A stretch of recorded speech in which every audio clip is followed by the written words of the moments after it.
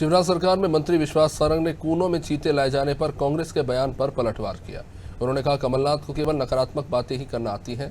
कूनों में पीएम मोदी का चीता प्रोजेक्ट पर्यावरण के लिए बहुत जरूरी है। उन्होंने शहीदों को श्रद्धांजलि के मामले में भी कांग्रेस पर निशाना साधा।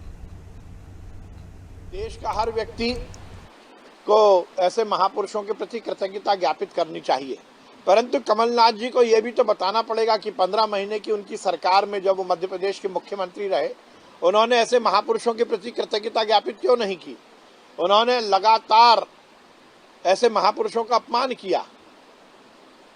इतिहास गवाह है कि ऐसे महापुरुषों ने देश के लिए अपना सर्वस्व न्यौछावर किया, पर कांग्रेस और कमलनाथ जी ने उस इतिहास को नहीं गढ़ा, उस इतिहास को नहीं पढ़ा।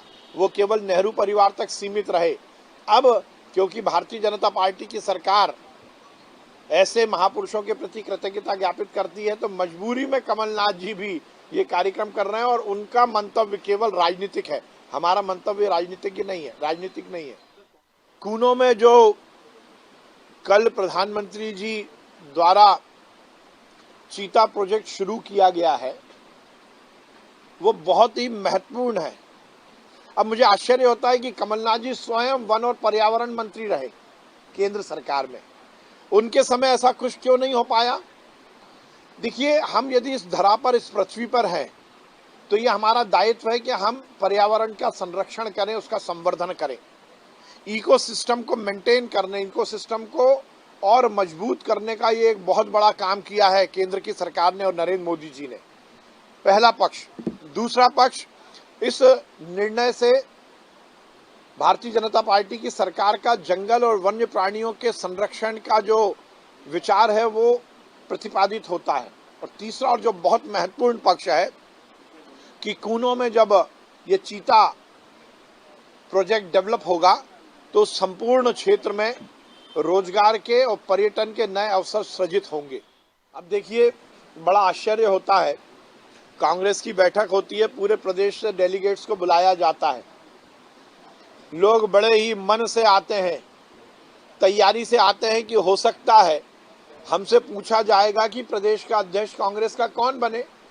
आपने पीसीसी डेलीगेट्स तो बना दिए, उनके मन में बहुत उत्साह था। मेरे पास कल 5-7 डेलीगेट्स कांग्रेस के, उन्होंने इस बात को का जिक्र किया कि हम बड़ी तैयारी से आए थे, पर नतीजा सिफर निकला, क्योंकि हमें लगता था कि हमारे मन से, हमारे मंतव्य से, हमारे विचार से कांग्रेस का प्रदेश अध्यक्ष बनेगा।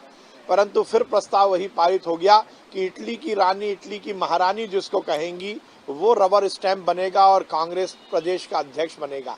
इससे ज्यादा दुर्भाग्यपूर्ण क्या हो सकता है। अरे क्यों बुलाया डेलीगेट्स को, क्यों बुलाई मीटिंग, जब आपको यही फरमान जारी करना था कि कांग्रेस तो इटली की महारानी और नेहरू परिवार के कब्जे में ही रहेगी, तो ऐसी बैठकों का क्या मतलब।